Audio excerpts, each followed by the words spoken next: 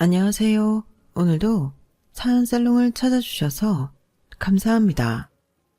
저는 올해 가을에 결혼을 준비하다 파혼한 30대 중반 여성입니다.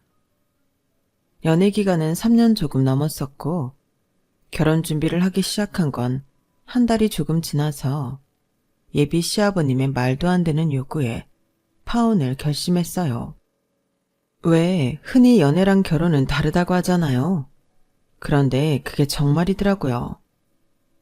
그리고 제가 결혼하려고 했던 남자친구보다 3살이 더 많았는데 살다 늙은 여자 취급은 그때가 처음이었어요. 제가 남편을 좋아해서 쫓아다녔으면 말을 안 하겠는데 저를 좋다고 쫓아다닌 건 저보다 어린 남자친구였거든요. 그렇다고 제가 나이가 많았던 것도 아니었어요. 처음 남자친구한테 고백을 받았을 때 제 나이가 33이었는데 그냥 평범한 30대 초반 미혼 여성이었어요. 그러니 제가 좋다고 하던 그 남자는 당시 30이었는데 제가 나이가 더 많긴 했지만 우리 둘 다 30대 초반이었던 거죠. 그래서 제 스스로 나이에 대한 콤플렉스 같은 건 없었는데 남자친구 아버님은 그게 아니었나 보더라고요. 참고로 예비시댁에는 어머니가 안 계셨어요. 부모님이 이혼을 했다고 들었는데 워낙에 남자친구가 어릴 때 헤어지고 한 번도 못 만나서 어머니 얼굴도 기억이 나지 않는다고 했어요. 그리고 그런 엄마 역할을 대신하던 누나가 있었는데 누나도 시집을 가면서 집과는 멀어졌다고 하더라고요. 남자친구는 그 부분을 굉장히 서운하게 느끼고 있었어요.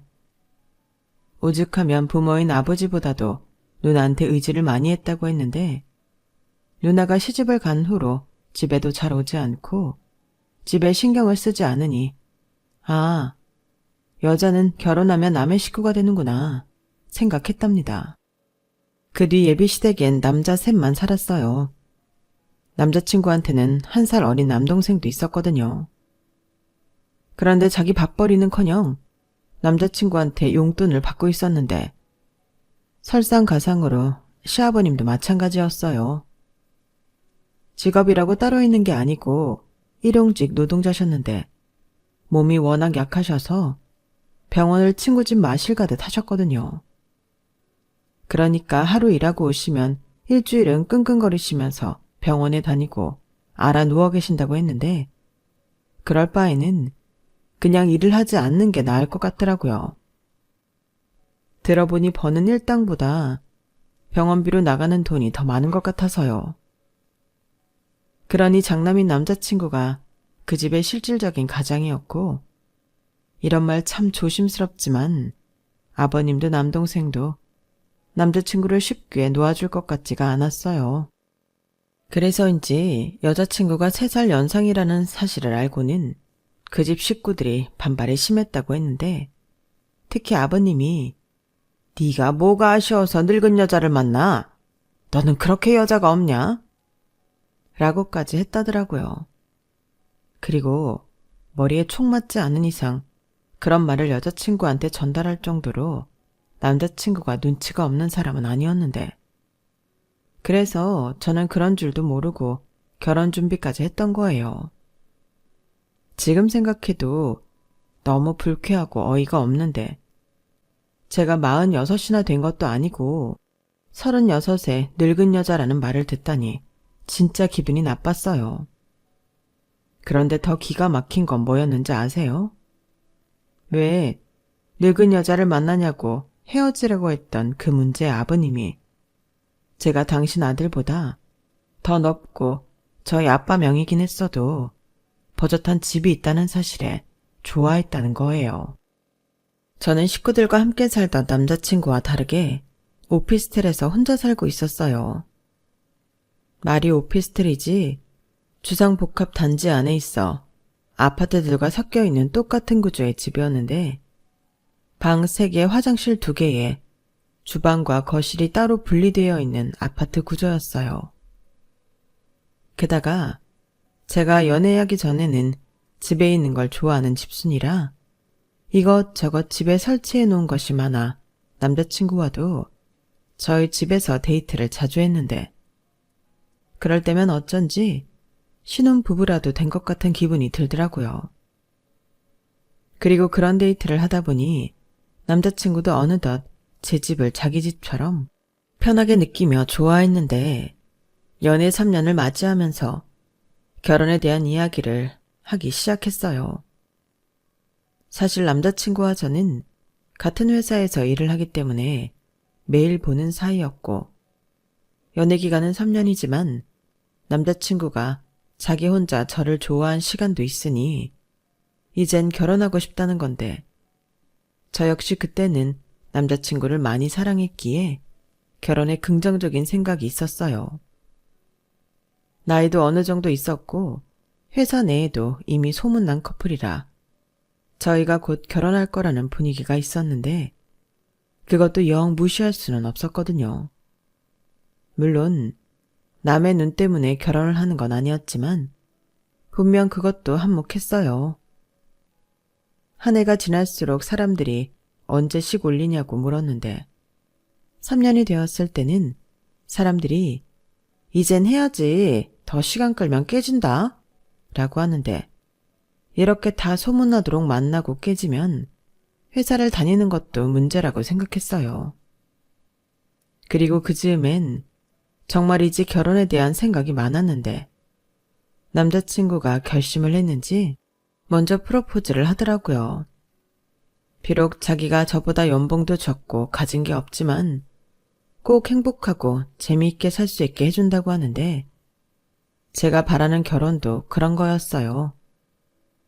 친구처럼 별것도 아닌 일로 깔깔거리고 장난치고 살고 싶었는데 남자친구랑은 그렇게 살 수 있을 것 같더라고요. 그런데 저보다 먼저 결혼한 친구들이 아무리 남편 될 남자가 좋아도 시댁 식구들이 별로면 결혼 생활이 원만하지 않다며 저에게 시댁 식구 될 사람들에 대해 더 알아보라고 조언을 해줬고 그때부터는 돌다리도 두드려본다는 심정으로 남자친구의 가족들에 대해 관심을 갖기 시작했어요. 그러자 전에는 대수롭지 않게 생각했던 사소한 것들도 고민거리가 되었는데 처음엔 아무 생각 없이 시어머니가 없으니 시집살이 걱정은 없겠다고 생각한 저였는데 생활력이라고는 1도 없는 아버님과 남동생을 보니 골치가 아프기 시작했어요. 뭐 결혼을 해도 용돈은 매달 조금씩 드릴 생각은 있었는데 그걸로 생활이 어려워지면 백발백중 저희한테 돈 얘기를 하실 것 같더라고요. 그리고 사는 형편을 보니 비하하는 건 아니지만 딱히 어떤 도움도 기대할 수는 없어 보였는데요.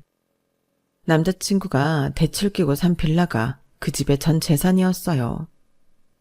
엄연히 따지면 그것도 남자친구의 재산이지만 장가간다고 그 집을 가져올 수도 팔아치울 수도 없으니 어쩔 수 없는 그림의 떡 같은 거였죠. 그래서 내심 결혼을 하면 제 집에서 신혼을 시작해야겠다고 생각했는데 제가 사는 집도 엄연히 따지면 제 집은 아니었어요. 저희 아빠가 시집갈 때 미천하라고 미리 사주신 집이었거든요. 물론 제가 시집가면서 명의를 바꿔달라고 하면 바꿔주시겠지만 사는데 불편함이 없으니 달리 생각도 없었어요. 참고로 저보다 4살 많은 언니도 똑같이 아빠한테 아파트를 받아 독립해 혼자 살았는데 시집갈 때 그 집을 팔아 형부와 돈을 합쳐 다른 대단지 아파트에 신혼살림을 차렸어요.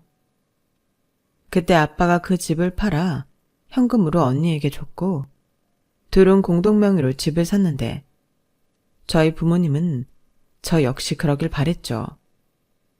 하지만 저는 그럴 여유는 없을 것 같았고 그냥 남자친구가 혼수해 오는 걸로 만족할 생각이었는데 그렇다 보니 남자친구 물건이 하나둘 제 집에 쌓이게 되었어요.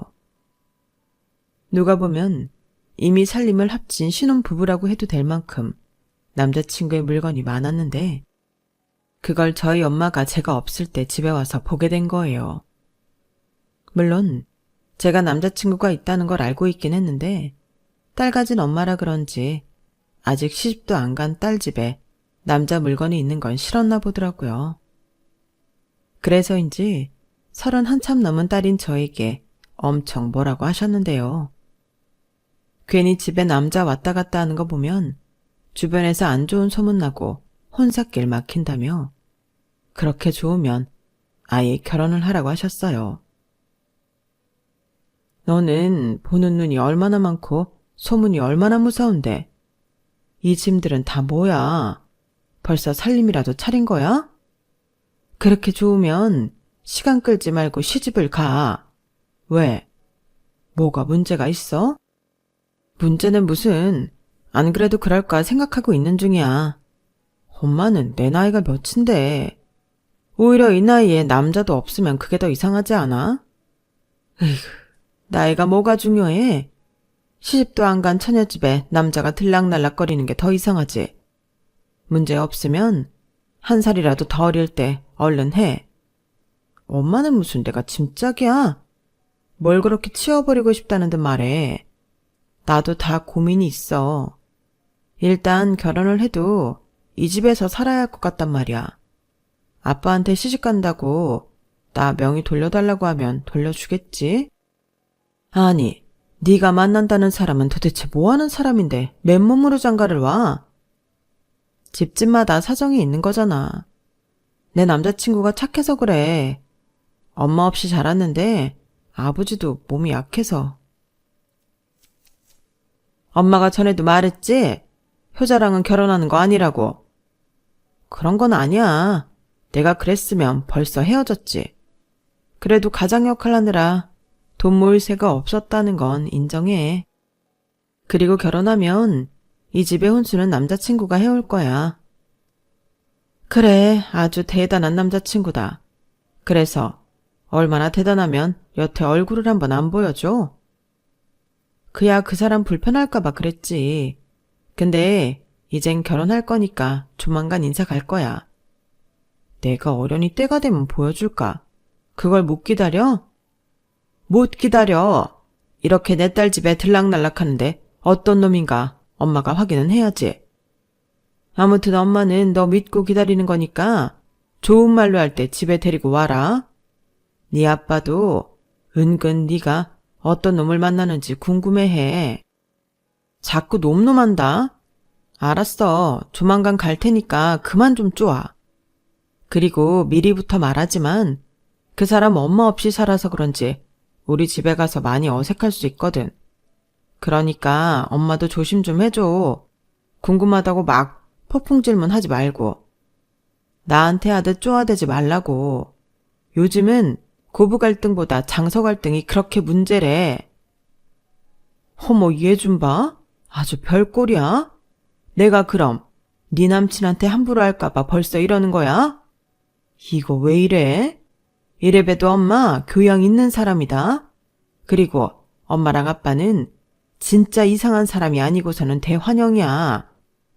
우리는 이제 너만 시집 보내면 걱정 끝인데 뭘 더 바라겠니? 내가 말은 그렇게 했어도 이 집 정도면 둘이 살기 문제없고 사람만 괜찮으면 엄마도 아빠도 무조건 오케이니까 걱정하지 말라고 그래. 이렇듯 저희 엄마는 말은 좀 까탈스럽게 해도 이미 남자친구를 허락할 준비가 되어 있었어요. 그리고 실제로 남자친구를 저희 집에 데려가 인사를 시키는데 잔뜩 얼어있는 남자친구를 배려해주는 것도 저희 엄마셨고 저희 아빠는 다른 건 다 필요 없으니 성실하고 정직하게만 살라고 하셨어요. 저희 집이 뭐 그렇다고 아주 여유가 많은 집은 아니었는데 그렇다고 돈으로 계산하고 그러는 집도 아니었거든요. 그래서 남자친구가 가진 게 없다는 걸 알면서도 크게 문제 삼지 않으셨는데 당신은 저한테 결혼 미천으로 집을 해줬으니 그걸로 해줄 건 다 해줬다고 생각하셔서 더 그랬던 것 같아요. 나머지는 니들이 알아서 하라는 주의라 저도 그렇게 생각했죠. 그리고 아빠는 혹여 미래 사위가 부담이라도 가질까 오피스텔 명의는 혼인신고하면 제 이름으로 바꿔주겠다고 하셨는데요. 남자친구는 그래도 그 말이 은근 좋았는지 감사하다고만 꾸벅 인사를 했어요. 지금 생각해보면 그때 저희 부모님은 그 흔한 호구조사도 하지 않았더라고요. 남자친구와 제가 같은 회사에 다니고 있고 저보다 3살이 어린 만큼 입사가 늦어 저보다 연봉이 적다는 건 알고 계셨지만 그 외의 것, 즉 예민할 수 있는 가족에 관한 질문들은 전부 하지 않으셨어요. 아, 저한테 슬쩍 저희 아빠가 네 남자친구 빚이 있는 건 아니지? 보증서거나 주식 같은 거 좋아하는지 꼭 확인해라. 라고만 하셨는데 제가 알기론 빚은 살고 있는 빌라 대출금만 있었고 주식은커녕 로또도 사지 않는 사람이라 그 부분에서는 안심해도 된다고 미리 말씀드리긴 했었죠. 그러자 저희 아빠가 그럼 됐다고 아주 흔쾌히 남자친구와 허락을 해주셨는데요. 정말 어이없는 문제가 발생했어요. 이걸 꼭 문제라고 말하는 것도 애매하긴 한데 제가 예비시댁에 인사를 갔을 때 시아버지 될 분이 진짜 이상하더라고요. 분명 가진 거 없는 집이라는 건 제가 다 알고 있는데 그렇게 저를 위아래로 훑으며 저희 부모님 호구조사부터 제 연봉까지 무슨 질문 리스트라도 뽑아놓은 양 정신없이 물으셨어요. 부모님은 다 살아있는지, 부모님 직업은 뭔지, 외동인지 다른 형제가 있는지 등 호구조사도 이런 호구조사가 없었는데요. 제가 대답하지 못할 질문은 하나도 없었어요. 게다가 이미 알고 있는 듯 제가 사는 집이 시세가 얼마인지 물어보셨는데 그때는 저도 멈칫해서 순순하게 이야기하면 안 될 것 같은 느낌이 탁 하고 왔어요. 그래서 그건 제 명의가 아니고 저희 아버지 명이라서요. 시세는 한 3억 정도 하는 것 같은데 저랑은 상관없어요. 제 돈이 아니니까요. 라고 말을 했는데 남자친구가 저를 놀란 눈으로 쳐다보더라고요. 하지만 자기도 이내 제가 왜 그런지 알겠다며 그땐 자기가 나서서 수습하려 했어요. 아버지, 그만하세요. 혜영이 놀래요. 뭘 그런 것까지 모르시고. 왜? 이제 결혼하면 한 식구인데 궁금하잖아. 근데 그럼 그 집은 나중에 아버지가 도로 가져가나? 에이, 줬다 뺏는 건 아무리 부녀지간이라도 아닌데. 나중에 주시겠지? 글쎄요. 이왕이면 시집갈 때 주면 더 좋고 어디 한번 물어나 봐. 내가 아버지면 딸 자식 시집 보낼 때 시원하게 줄 텐데. 그 짝 아버지도 아마 그 생각일 수도 있어. 우와, 그럼 우리 형수는 시집 올 때 집을 해오는 건데? 형 능력 있다. 그럼 네 형이 날 닮아서 능력 있지. 그리고 여자가 나이가 많으면 원래 좀 더 해오고 그러는 거야. 그렇다고 내 말 오해하지 말고. 지금 보니 동안이네. 저는 저걸 농담이라고 하는 건지 웃지도 못하고 표정 관리가 어려웠어요. 그래서 슬쩍 남자친구를 쳐다봤는데 가운데서 미안해 죽겠다는 얼굴을 하고 있더라고요. 그리고 그 집을 나오자마자 남자친구가 진짜 미안해. 많이 불편했지? 우리 아버지는 초면에 왜 그런 말을 해가지고 내가 대신 사과할게. 라고 하는데 아휴, 이 남자는 도대체 무슨 죄인지 빨리 결혼해서 남자친구를 저 집구석에서 빼내오고 싶었어요. 저는 그때까지는 결혼하면 우리끼리 사는 거니 정말로 그렇게 되는 줄 알았거든요. 시댁도 친정도 그냥 할 도리만 하고 용돈 정도 챙겨드리면 된다고 생각했는데 제가 그때 뭘 몰라도 한참 몰랐어요. 거기에 저는 작정하고 시집살이를 시킬 시어머니도 없으니 시아버지 정도는 제 손에서 어떻게든 해결할 수 있다고 믿었는데 그게 제 생각과는 많이 다르더라고요. 처음엔 그냥 며느리가 생긴다는 것에 들떠서 저에게 연락하는 줄로만 알았는데 지금 생각하면 그 아저씨는 당신 아들에 이어 새로운 돈주머니가 생겼다고 좋아했던 것 같아요. 사람이 그렇게나 최악일 수가 있다니. 저는 당시 설마 하며 믿기 싫은 현실을 외면했는데 그 와중에도 남자친구와는 사이가 여전히 좋았어요. 그리고 제 안에 어떤 마음인지 모르지만 내가 이 남자를 행복하게 해줘야 한다는 사명감까지 갖게 되었는데 그렇게 시간이 흘러 상견례 날이 되었죠. 솔직히 날이 날이니만큼 조금은 불안했어요.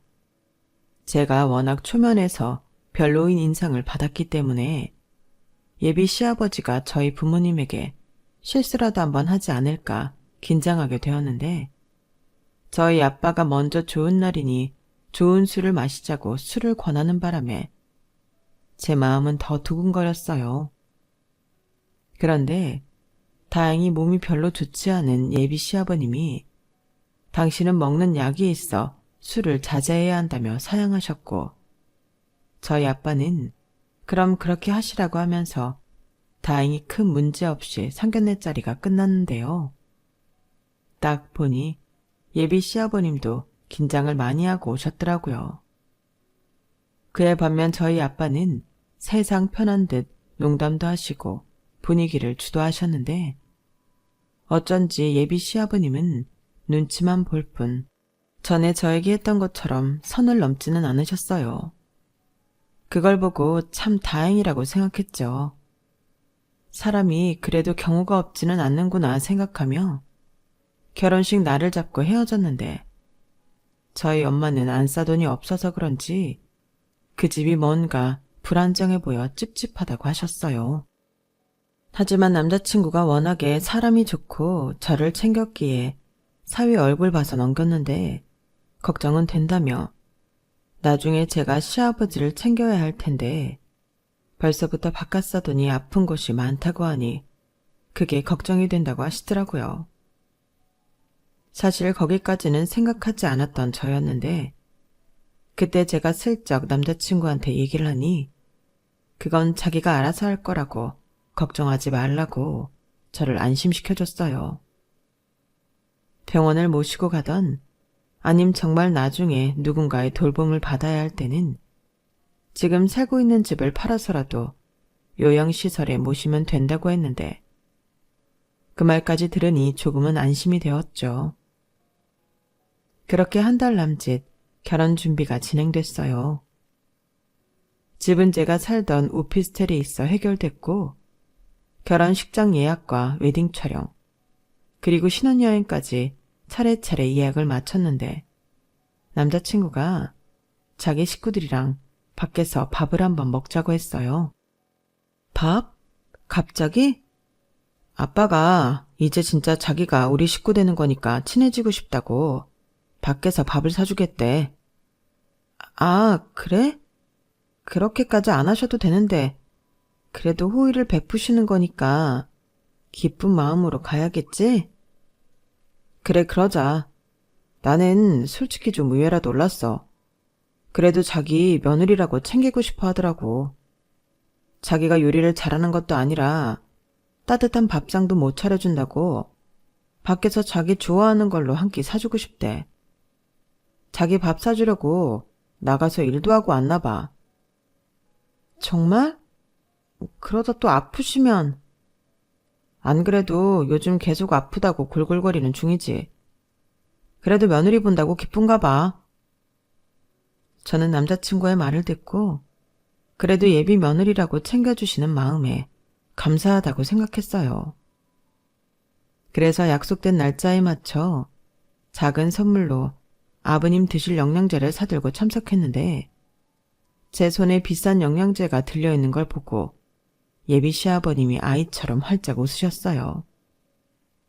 그리고는 앉으라며 손질을 하셨고 먼저 주문했다는 식사가 나오기 시작했는데 나름 생각을 하셨는지 깔끔하게 차려진 한정식이 제 앞에 차려지더군요. 그때 분위기가 참 화기애애하게 좋았어요. 정말이지 한 식구가 된 것처럼 예비 도련님까지 참석해 이야기를 주고받는데 그땐 정말 제가 이 사람들과 가족이 된다는 것이 실감났죠. 하지만 좋은 것도 그때뿐이었어요. 알고 보니 그 자리는 그냥 친해지자고 만든 자리가 아니라 목적이 있는 자리더라고요. 그리고 이윽고 분위기가 무르익어가니 예비 시아버님이 그러셨는데요. 저기, 내 말 오해는 하지 말고 지금 살고 있는 그 집이 오피스텔이라지? 네, 내가 한때는 건축도 하고 부동산 일도 조금 했어서 잘하는데 오피스텔이 살 때는 좋아도 팔 때가 영 나빠. 내가 이 녀석한테 주소를 듣고 좀 찾아봤는데 얼른 팔아치우는 게 좋겠더라고. 아, 근데 그건 제 명의가 아니라서요. 그래, 그거야 내가 알지. 전에도 그렇게 말했잖아. 근데 신혼집으로 쓸 요량이면 집에다 말을 해서 팔자고 해. 그래도 이제 와서 어떻게 그래요? 저희 그 집에 들어갈 생각으로 집도 안 구했는데. 무슨 걱정이야, 우리 집에 있는데. 당분간 우리 집에 있으면서 차근차근 집 구하면 되지. 그리고 아버지가 그 오피스텔 팔면 우리 지금 사는 빌라도 팔아서 조금 더 큰 집을 사는 게 어때? 이왕이면 우리도 같이 살게. 네? 그게 무슨... 아버지, 조용히 좀 해. 아버지가 다 생각이 있어서 그래. 그리고 이놈아, 너는 장가가면서 우리 생각은 안 하냐? 너 없이 막둥이랑 내가 어떻게 사냐? 그야 제가 생활비 드릴 거예요. 그리고 그런 얘기는 저랑 먼저 해야죠. 여기서 그런 얘기를 하시면 어떡해요? 어떡하긴 뭘 어떡해? 말 나온 김에 여기서 결정을 보면 되지. 내가 너한테 얘기를 하면 네가 이런 자리를 만들기나 하겠니? 아무리 생각해도 이게 최선이야. 아는지 모르겠는데 내가 몸이 별로 안 좋아서 병원도 자주 가야 하고 며느리 수발도 좀 받아야 하는데 그러려면 같이 사는 게 편하지. 안 그래? 저는 저를 보고 배시시 웃는 그 얼굴에 진심으로 소름이 끼쳤어요. 그러니까 이 얘기를 하려고 저를 만나자고 한 건데 저는 단박에 그건 싫다고 거절했죠. 시아버지 수발 들려고 결혼하는 여자는 없잖아요. 그러자 예비 시아버님은 표정 관리가 안 되는 듯 언짢은 얼굴로 저를 쳐다보셨고 화기애애했던 자리는 삽시간 긴장감이 맴돌았는데 여기서 밀리면 끝이라는 생각이 제 머릿속에 가득했어요. 그리고 자기의 제안이 거절당하자 기분이 많이 상했는지 예비 시아버님은 이젠 대놓고 막말을 쏟기 시작했는데 저의 결혼은 그때 깨진 거나 다름없게 되었어요. 글쎄 이 아저씨가 저에게 젊은 서방을 얻으려면 부모인 자기한테 정성을 보여야 한다고 말도 안 되는 소리를 하더라고요. 저는 순간 제 귀를 의심했는데 무슨 자기네가 대단한 양보라도 하는 것처럼 제 나이를 들먹이더라고요. 아니 이봐, 자네도 참 염치가 없네. 여자 나이 1살 많은 것도 남자 집 입장에서는 될까 말까야. 근데 무려 3살이나 나이도 많으면서 이렇게 생각도 하지 않고 싫다는 말이 바로 나오나? 싫은 건 싫은 거죠. 그리고 제가 경훈 씨보다 3살 많은 건 맞지만 그렇다고 아버님 말씀처럼 제가 뭘 부담해야 한다고 생각하진 않아요. 제가 시집가는 게 경훈 씨랑 행복하게 살려고 하는 거지 아버님 수발 들려고 하는 게 아니잖아요. 거참, 말 진짜 싸가지 없게 한다. 우리 아들이랑 행복하게 살려면 그 부모를 잘 복양할 생각을 해야지. 어떻게 그렇게 이기적이야? 자네는 내 아들보다 누나면서 생각이 그렇게 짧아서 어쩌나? 저는 그 아저씨 말에 충격받고 더는 가만히 있을 수 없었어요. 그래서 이렇게는 결혼 못한다고 자리에서 일어났고 제 말에 더 기가 막힌다며 그 아저씨는 호통까지 치셨는데 나중에는 식사값도 저더러 내고 가라고 하더라고요. 그래서 보란듯이 제 밥값만 계산하고 나와버렸어요. 그러자 얼른 제 뒤를 쫓아온 남자친구가 미안하다며 일이 이렇게 될 줄은 몰랐다고 사과를 하는데 그때는 너무 화가 나서 남자친구한테도 이딴 결혼 안 하고 싶다고 헤어지자고 했네요. 젊은 서방을 얻으려면 정성을 보여야 한다는 그 말부터가 굉장히 기분이 더러웠거든요. 그리고 어떻게 제 연락처를 알았는지 그 아저씨는 다음날 전화해서 어른한테 그렇게 하는 법이 어딨냐고 또 선을 넘으셨는데 이젠 제가 괘씸하다며 자기도 저 같은 며느리는 볼 생각이 없다고 하더라고요. 그러면서 자기한테 용서를 받고 싶으면 이젠 아예 자기들이 살 큰 집을 사오라고 했는데요. 들으면 들을수록 가관이었어요. 아니, 시어머니 갑질은 들어봤어도 시아버지가 이렇게 대놓고 속물인 건 듣도 보도 못했거든요. 그래서 그럴 필요 없고 용서받을 생각도 없다며 전화를 끊어버렸는데요. 그 뒤로부터는 남자친구의 집요한 매달림이 시작되었어요. 자기는 정말 저랑 결혼하지 못하면 아무랑도 결혼하지 못한다며 자기가 아버지랑 연을 끊겠다고 했는데 솔직히 그 말에는 믿음이 가지 않았어요. 살고 있는 집도 그렇고 그렇게 연을 끊을 수 있는 사람이라면 그렇게 희생하고 살지도 않았을 거라고 생각했기에 그냥 우리 인연은 여기까지였던 걸로 하자고 예식장부터 예약한 모든 걸 취소하자고 했죠. 정말 이렇게 나랑 헤어질 거야? 내가 다 잘못했어. 그런 자리인 줄 알았다면 나 자기한테 나오라고 하지 않았다니까? 나 한 번만 믿어줘. 내가 우리 아버지한테 확실하게 약속 받아올게. 그러면 되잖아. 아니, 그동안은 대수롭지 않게 생각했지만 아니라는 걸 안 이상 자기랑 결혼할 순 없어. 아직 혼인신고도 하지 않았는데 저렇게 말씀하시는 거 봐. 자기가 정말 나를 생각한다면 우리 헤어지자. 자기야, 어떻게 나한테 그런 말을 해. 내가 자기를 얼마나 사랑하는지 알면서. 남자친구는 세상이 다 무너진 얼굴하고 급기야 제 앞에서 눈물까지 보였어요. 그 모습에 살짝 마음이 흔들리기도 했지만 용기가 나지 않았어요. 전에 같으면 밑도 끝도 없이 다 해결할 수 있다고 생각했을 텐데 그 아저씨가 너무 경우가 없다 보니 저도 어쩔 수가 없었어요. 그리고 저희 집에도 이 사실을 알려야만 했는데 저희 부모님도 어이가 없어 두 분 다 아무 말도 못 하시더군요. 그렇게 조금의 시간이 흘러 저희 엄마가 결혼 파토 낸 건 잘했다며 안 그래도 자기는 찝찝했다고 하셨는데 그래도 제 마음 한구석엔 남자친구에 대한 미안한 마음이 있었어요. 그건 미련 같은 것은 아니었는데 저 역시 남자친구가 좋은 사람이라는 걸 잘 알기에 마음이 무겁더라고요. 그리고 남자친구는 한동안 회사에도 결근을 하면서 회사 내에서도 저희 파혼에 대한 소문이 돌기 시작했는데 그건 솔직히 좀 신경이 많이 쓰였어요.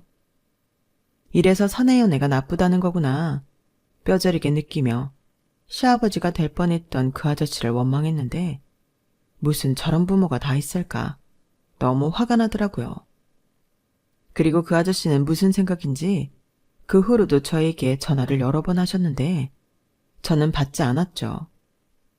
나중엔 차단까지 했는데 모르는 번호로 계속 전화가 걸려오는 걸 봐서는 그 아저씨 같아서 받지도 않았어요. 어차피 업무적인 연락이라면 다른 루트로 올 것이기 때문에 제 개인 핸드폰은 무시할 수 있었거든요. 그렇게 일주일이 지나고 남자친구가 병가를 냈다는 걸 알게 됐는데 신경 쓰지 않으려 했지만 신경은 쓰였어요. 정말 몸이 안 좋은 건지 아니면 무슨 일이 있는 건지 전화를 걸까 말까 주저주저 했는데 제가 다시 전화를 하면 일이 더 꼬일 것 같아 저는 애써 제 마음을 무시해버렸어요. 그리고 며칠 뒤 남자친구가 사직서를 냈다는 사실이 들려왔는데 그때는 살짝 쇼크가 왔어요. 설마 그렇게까지 할 줄은 몰랐는데 같은 회사에서 제 얼굴을 보는 게 많이 힘들었나 보더라고요.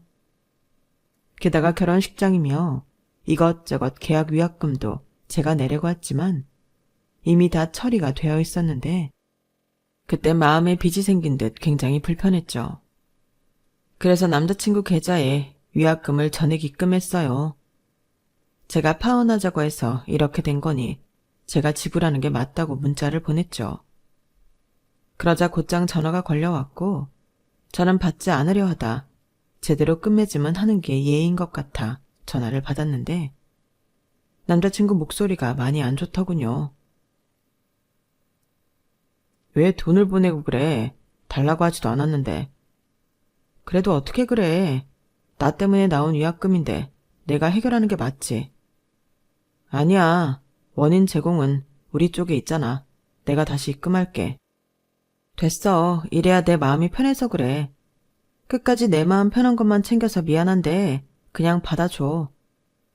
근데 회사까지 그만둘 필요가 있었어? 나 때문이지? 겸사겸사. 자기도 나 보기 불편하잖아. 회사에서도 벌써 소문이 났을 거고. 아, 이건 소문이 아닌가? 아무튼 그것도 미안해. 뭘 그렇게 미안해. 미안한 건 난데.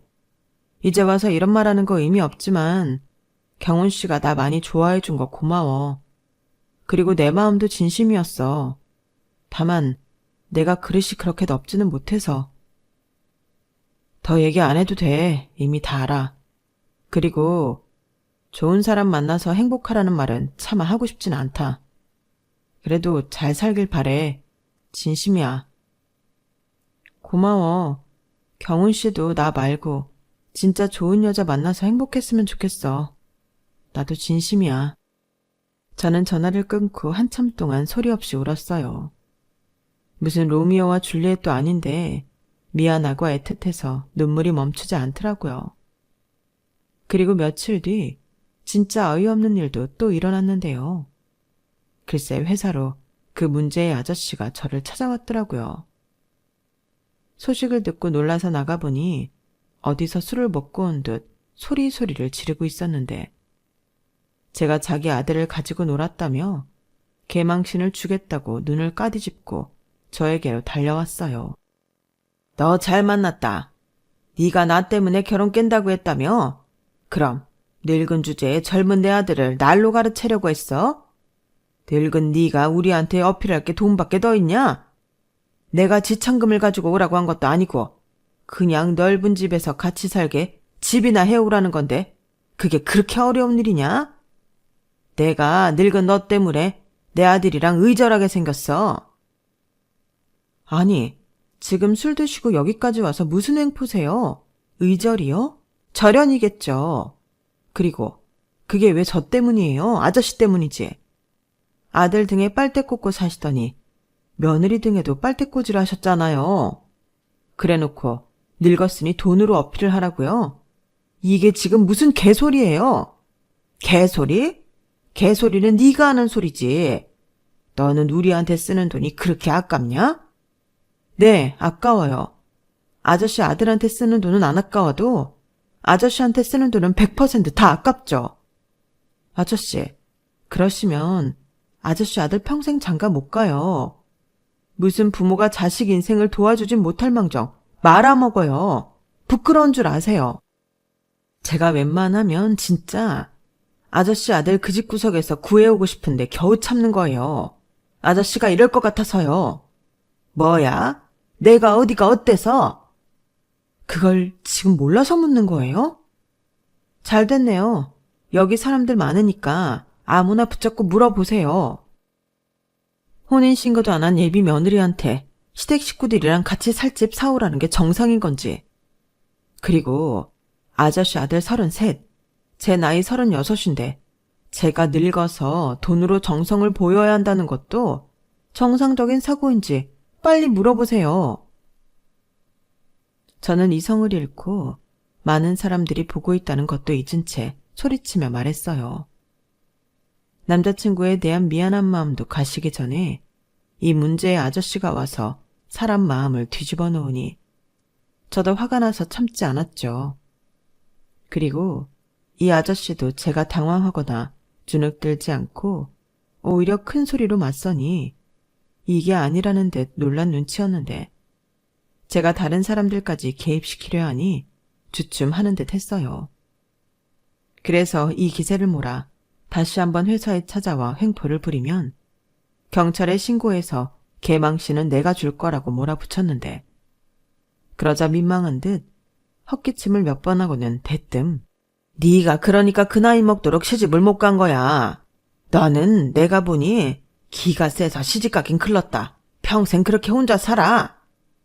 라며 악담을 했는데 저도 뒤질세라 남이 사 신경 끄세요. 제가 어떻게 살든 아저씨랑 무슨 상관이에요. 그럴 시간 있으면 제발 아저씨 자식들 걱정이나 하세요. 라고 말했죠. 그리고 그 즈음부터는 사람들도 그 아저씨를 이상하게 쳐다보기 시작했는데 그때였어요. 마침 제가 그날은 아빠와 만나서 본가에 가기로 했는데 우연히 저를 본 아빠가 달려오시더라고요. 그런데 손에 무언가 들려 있었는데 저희 아빠 손에는 소금이 들려 있었어요. 나중에 그 소금은 어디서 났냐고 물어봤었는데 편의점에서 샀다고 하시더라고요. 아무튼 그렇게 소금까지 사서는 사돈이 될 뻔한 그 아저씨를 향해 거침없이 뿌리셨는데 정말 진풍경이 따로 없었죠. 그리고 소금 차례를 맞은 그 아저씨는 저희 아빠까지 나타날지는 몰랐다는 듯 많이 당황했는데 왜 약한 사람한테는 강하고 강한 사람한테는 약한 사람 있잖아요. 그 아저씨가 딱 그런 사람이더라고요. 저희 아빠가 화가 나서 너 이놈, 지금 감히 내 딸한테 무슨 짓이야? 라고 달려오니 그 아저씨는 놀라서 뒷걸음질 쳤어요. 그리고는 이젠 정말 창피함을 느꼈는지 어쩔 줄을 몰라 했는데 그래도 자존심은 있다고 애비나 딸년이나 험악하긴 똑같네. 당신들 그렇게 살지 마. 라고 말하고 도망치듯 주랭랑을 쳤는데 진짜 왜 저렇게 사나. 그 뒷모습이 한심해 보였어요. 그리고 거기에 지지 않는 저희 아빠는 그 아저씨의 뒤통수에 대고 나도 당신 같은 없는 집구성이랑은 사돈 맺기 싫어. 어디서 감히 내 딸한테 다시 나타나면 그땐 내 손에 죽는다. 라고 소리쳤는데 참, 덕분에 저는 아주 유명 인사가 됐죠. 그래서 겸사겸사 일주일 정도 휴가를 쓰면서 머리를 식혔는데 생각이라는 게 마음처럼 멈춰지진 않더라고요. 사람이 얼마나 몰상식하면 술을 먹고 그렇게 나타나 횡포를 부릴 수가 있는 건지. 저런 인간을 아버지라고 외면하지도 못하고 사는 그 사람이 참 불쌍했는데요. 부디 나중에라도 정말 좋은 인연을 만나 행복했으면 좋겠다는 생각을 했습니다. 비록 그 사람이 제가 될 수는 없었지만 그 사람이 더는 불행하지 않았으면 해요. 그리고 어쩌면 이 여우는 생각보다 오래 갈 수도 있다는 예감이 들었는데 얼마 전 저는 큰 결심을 했어요. 저 역시 회사를 그만두기로 결정을 했죠. 제가 너무 유명해진 탓도 있고 제가 회사를 계속 다니면 이미 그만둔 그 사람의 얘기도 계속 사람들 입에 오르내릴 것 같아 결정한 일인데 사실 그동안 모아둔 돈도 제법 있고 몸도 마음도 많이 지쳐서 쉬고 싶은 마음이 있었거든요. 그리고 준비를 잘해서 이직을 할 생각인데 이걸 계기라고 하긴 그렇지만 이걸 계기로 더 성장하고자 노력하고 있습니다. 저희 집에서는 나이가 30 중반이다 보니 이러다 영영 시집을 못 갈까 걱정하는 눈치지만 저는 나이에 연연하고 싶진 않아요. 비록 졸지에 늙은 여자 취급을 당하긴 했지만 저는 스스로 제가 늙었다고 생각하진 않거든요. 그리고 나이는 숫자에 불과한데 누구처럼 나이로 그 사람을 판단하면 안 된다고 생각해요. 그래서 무엇이 됐든 설사 그게 결혼일지라도 저는 나이에 구속되고 싶지 않은데요.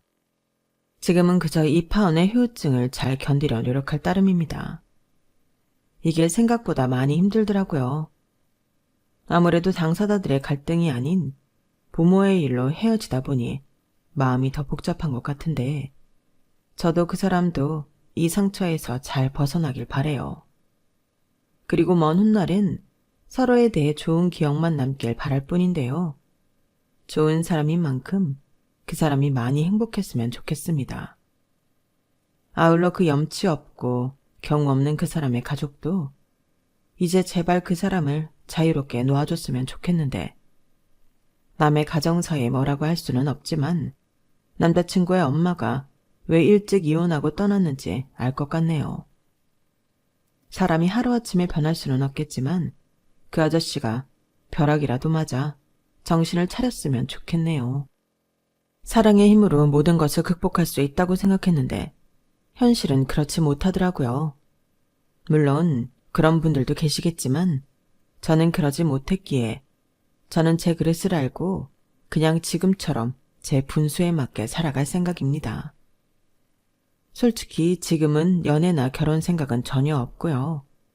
새로운 직장 잘 구해서 열심히 제 능력껏 살고 싶은 마음이에요. 그리고 지금보다 더 현명하고 지혜로운 사람이 되고 싶은 마음인데, 정말이지 그 사람의 아버지 같은 최악의 어른은 되지 말아야겠다는 생각입니다.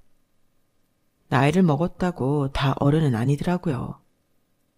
제 파혼 이야기는 여기까지예요. 제 이야기를 들으시고 어떠셨는지 궁금한데요. 저는 제 결정을 후회하진 않지만 객관적으로 제가 잘 판단했는지는 잘 모르겠습니다. 이 글을 쓰고 있는 지금도 그 사람을 떠올리면 마음이 많이 무겁거든요. 하지만 시간이 약이라고 우리 둘 다 미안한 마음은 빨리 잊고 서로의 행복을 빌어줄 수 있었으면 좋겠는데, 제 욕심일까요? 그게 설령 정말 욕심이라도 부디 꼭 그렇게 됐으면 좋겠네요. 그럼 지금까지 제 이야기를 들어주신 모든 분들께 고맙다는 인사를 전하며 저는 이만 마지막 인사를 드리겠습니다. 항상 건강하시고 좋은 일만 가득하시길 소원하며 안녕히 계세요. 감사합니다. 여러분, 사연 댓글에 응원과 현명한 조언 부탁드려요. 좋아요와 구독은 저에게 큰 힘이 됩니다. 오늘도 좋은 일 가득하세요.